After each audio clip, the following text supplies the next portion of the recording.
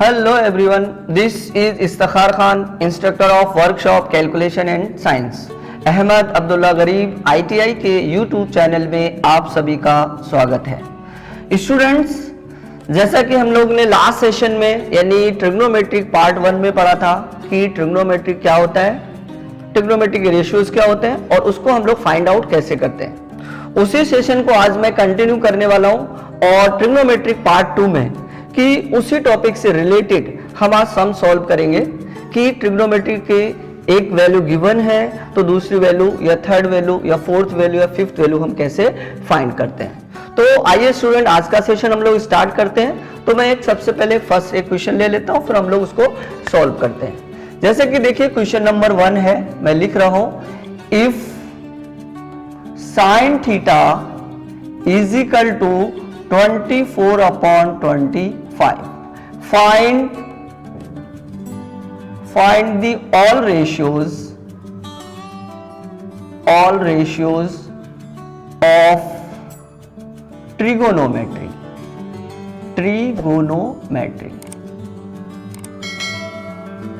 तो ये हमारा क्वेश्चन है स्टूडेंट, सॉल्यूशन ले लेता हूं मैं। सबसे पहले देखिए क्वेश्चन क्या है, इफ साइन थीटा हमको गिवन किया है, उसने कितना दिया 24/25, find all the ratios. All the ratios जैसे मैंने आपको लास्ट सेशन में एक्सप्लेन किया था कि ट्रिग्नोमेट्री के 6 रेशियोज होते हैं, साइन, कॉस, टेन, सेक, कोसेक करके। तो हमारे पास एक ही वैल्यू गिवन है बेटा, क्या दिया हुआ है अपने को, sine theta is equal to है 24/25। तो इसको हम दो तरीके से सॉल्व कर सकते हैं। एक ऐसा है जो मैंने आपको लास्ट में बताया था कि एक पाइथागोरस थ्योरम से हम लोग सॉल्व करेंगे पहले इसको, फिर नेक्स्ट मेथड यूज करेंगे। तो सबसे पहले क्या करना है, इसमें हमको साइन थीटा दिया है तो नॉर्मल एक आप ट्राइंगल बना लीजिए। ट्राइंगल बना लिया आपने, ए ले लीजिए, उसको बी ले लीजिए और इसको आप सी, और यहाँ पर कोई आप एंगल दे दीजिए। सबसे इंपॉर्टेंट पॉइंट क्या, जो साइन थीटा जो दिया है वो 24/25 है, 24/25 है।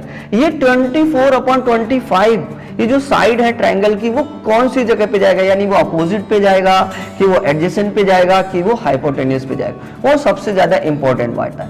तो मैं यहां पर लिख दूं कि साइन थीटा का फॉर्मूला होता है अपोजिट अपॉन हाइपोटेन्यूस। क्या होता है, अपोजिट अपॉन हाइपोटेन्यूस। तो देख लीजिए 24 कहां जाएगा अपोजिट पे और 25 कहां जाएगा आपका हाइपोटेन्यूस। देख लीजिए, तो ये आ गया आपका 24 और 25 कहां चला गया आपका हाइपोटेन्यूस। देखिए लिख लिया मैंने। अब सबसे इंपॉर्टेंट बात क्या है, ट्रिग्नोमेट्रिक रेशियो फाइंड करने के लिए हमको ट्राइंगल जो आपका ये जो ट्राइंगल दिया हुआ है इसकी तीनों साइड मालूम होना चाहिए। तो अभी यहां पर एक साइड मिसिंग है,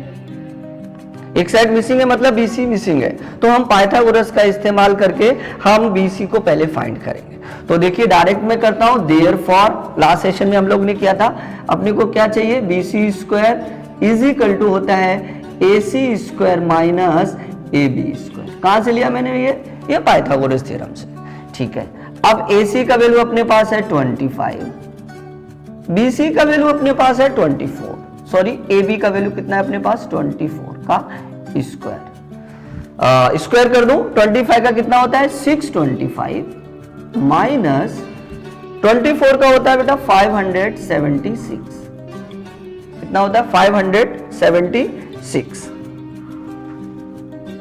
अब इसको मैं माइनस कर दूं तो यहां से कितना आएगा, 625 में से अगर मैं माइनस करता हूं 576 तो माइनस कर दीजिए 9, यहाँ पे आपका कितना 11, ये आ गया आपका 4, यहाँ पे आपका कुछ भी नहीं बचा। कितना आ गया अपने पास 49।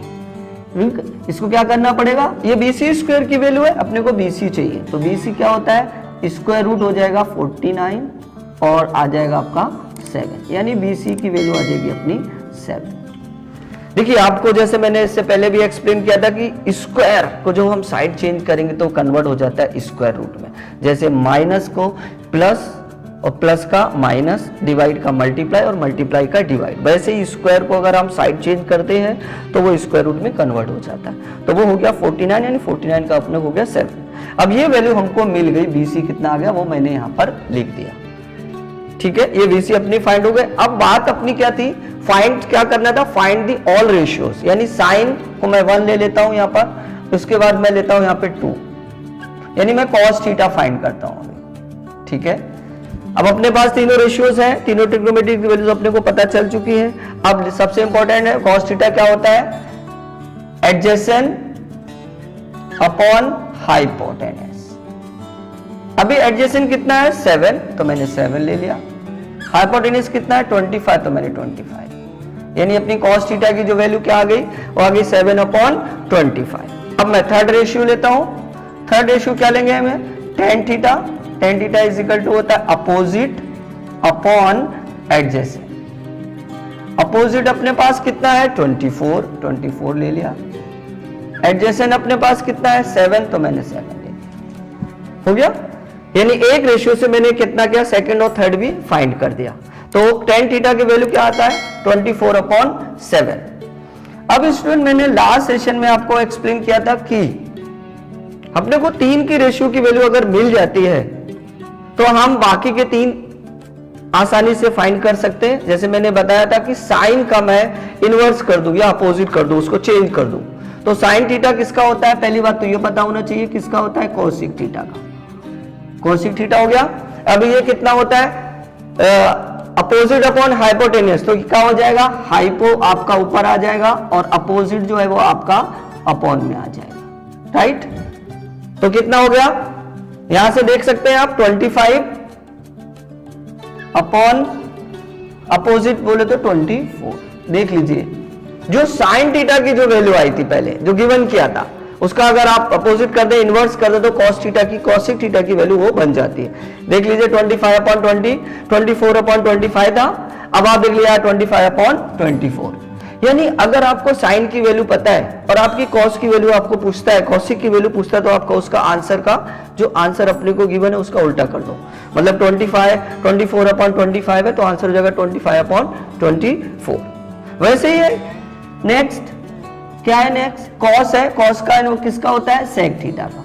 तो sec थीटा अगर आप डायरेक्ट वैल्यू, अगर डायरेक्ट आंसर पता करना चाहते हैं तो क्या बोला था मैंने, आप उसको चेंज कर दो।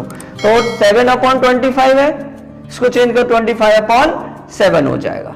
आप इससे भी देख सकते हैं फॉर्मूला क्या बनेगा, हाइपो आपका ऊपर होगा और इसके हिसाब से एडजेसेंट आपका नीचे आने वाला है। हाइपो अपने पास कितना है 25, एडजेसेंट अपने पास कितना है 7। देख लीजिए जो पहले cos थीटा आया था, जो cos थीटा आया था क्या आया था 7 अपॉन 25, उसका हम लोग ने sec थीटा फाइंड किया तो कितना हो गया 25 अपॉन 7। आप चाहे तो डायरेक्ट भी इसको फाइंड कर सकते हैं। लास्ट पॉइंट है अपना cot थीटा, कितना बचा है 6 cot थीटा। cot थीटा किसका होता है tan का, तो tan कर दीजिए तो क्या हो जाएगा एडजेसेंट अपॉन अपोजिट, ठीक है। अभी एडजेसेंट की वैल्यू अपने पास कितना है 7, अपोजिट की वैल्यू अपने पास कितना है 24। जैसा मैंने आपको एक्सप्लेनेशन में दिया था कि अगर tan थीटा की वैल्यू मालूम है तो उसको आप इंटरचेंज कर दो तो वो आ जाए। देख लीजिए यहाँ पर कितना था tan थीटा का 24 अपॉन 7 और यहाँ पर कितना है 7 अपॉन 24। तो स्टूडेंट्स आपने देखा कि ये एक सम से हम एक वैल्यू से बाकी के ट्रिग्नोमेट्रिक रेशियोज कैसे फाइंड कर सकते हैं, क्या सही तरीका है इसको फाइंड करने का। और एक इजीली यानी एक ही मेथड से बार बार आपको नए नए फॉर्मूलाज यूज नहीं करना पड़ेंगे, नए नए तरीका। मतलब कहने का मतलब क्या है मेरा कि एक नॉर्मल मेथड से हमने ये फाइंड किए, हम इसको दूसरे मेथड से और फाइंड कर सकते हैं, जिसको कि आपके लेवल से बात करेंगे तो आइडेंटिटी यानी ट्रिग्नोमेट्री की जो आइडेंटिटी होती है उससे भी हम इस सम को सॉल्व कर सकते हैं। उसके लिए हमको अलग अलग फॉर्मूले का इस्तेमाल करना होता है। तो नेक्स्ट समय में ये कंटिन्यू करता हूं। तो स्टूडेंट आज आपने देखा कि हम एक रेशियो से दूसरे बाकी रेशियोज कैसे फाइंड कर सकते हैं। नेक्स्ट सेक्शन में मैं इसके आइडेंटिटीज को कंटिन्यू करूंगा कि इसी सम को यानी इसी टाइप के सम को हम दूसरे कौन से मेथड से फाइंड कर सकते हैं जो आइडेंटिटी मेथड है हमारा। तो स्टूडेंट उम्मीद करता हूं कि आज का सेशन आपको पसंद आया होगा। इसी तरीके की मैं आपके लिए और भी सेशंस लाता रहूंगा। और अगर आपने अभी तक हमारे YouTube चैनल को सब्सक्राइब नहीं किया है तो सब्सक्राइब, लाइक और शेयर कर दीजिए और हाँ बेल आइकन को दबाना ना भूलें। Thank you so much.